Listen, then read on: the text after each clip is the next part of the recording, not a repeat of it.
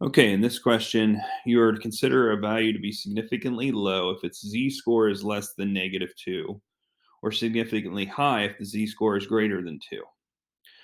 We're given the information about a test, and we were told that the mean test score was 19.4, and the standard deviation was 4.9.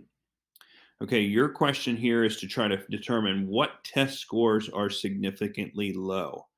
Okay, so to calculate this z-score, to see what score would give us a -2, what I'm going to do is start the z-score formula with a -2 in for z. We are interested in finding the score that causes this. Okay, so we would have x minus 19.4 over our standard deviation of 4.9.